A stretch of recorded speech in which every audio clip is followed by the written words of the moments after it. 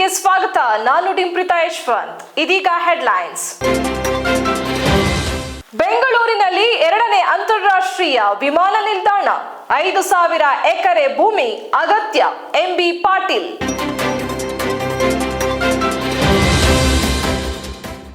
ಇಡಿ ದಾಳಿ ಬೆನ್ನಲ್ಲೇ ಲೋಕಾಯುಕ್ತ ಬೇಟೆ, ರಾಜ್ಯಾದ್ಯಂತ ಏಕಕಾಲದಲ್ಲಿ ಭ್ರಷ್ಟ ಅಧಿಕಾರಿಗಳ ವಿರುದ್ಧ ಕಾರ್ಯಾಚರಣೆ.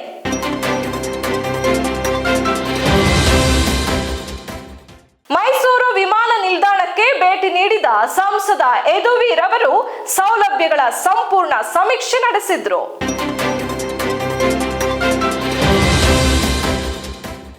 ಚಾಮರಾಜನಗರ ಆಕ್ಸಿಜನ್ ದುರಂತದಲ್ಲಿ ಮೃತಪಟ್ಟವರ ಕುಟುಂಬಕ್ಕೆ ಉದ್ಯೋಗ ನೀಡಿ ಜಿಲ್ಲಾಧಿಕಾರಿಗೆ ಸಿಎಂ ಸಿದ್ದರಾಮಯ್ಯ ಸೂಚನೆ.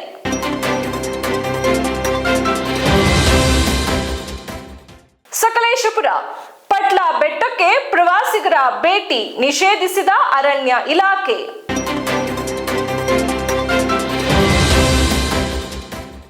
ಮಂಗಳೂರು ಪೇದೆಯಿಂದ ಮಾಸಿಕ 6,000 ರೂಪಾಯಿ ಲಂಚಕ್ಕೆ ಬೇಡಿಕೆ, ಕೆಎಸ್ಆರ್ಪಿ ಇನ್ಸ್ಪೆಕ್ಟರ್ ಲೋಕಾಯುಕ್ತ ಬಲೆಗೆ.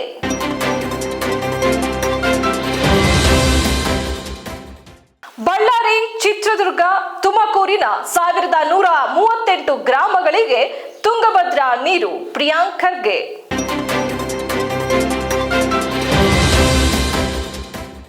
ಜಗತ್ತಿಗೆ ಬುದ್ಧನನ್ನು ನೀಡಿದೆ, ಯುದ್ಧವನ್ನಲ್ಲ, ಆಸ್ಟ್ರಿಯಾದಲ್ಲಿ ಪ್ರಧಾನಿ ಮೋದಿ.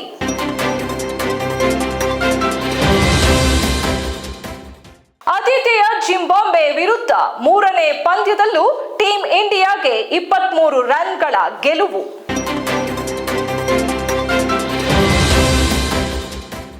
ಕಲ್ಕಿ ಬಳಿಕ ಇಂಡಿಯನ್ 2 ಸಿನಿಮಾಗೂ ಹೆಚ್ಚಿತು ಟಿಕೆಟ್ ಬೆಲೆ, ಬಿಗ್ ಬಜೆಟ್ ಚಿತ್ರಗಳಿಂದ ಪ್ರೇಕ್ಷಕನ ಜೇಬಿಗೆ ಕತ್ತರಿ.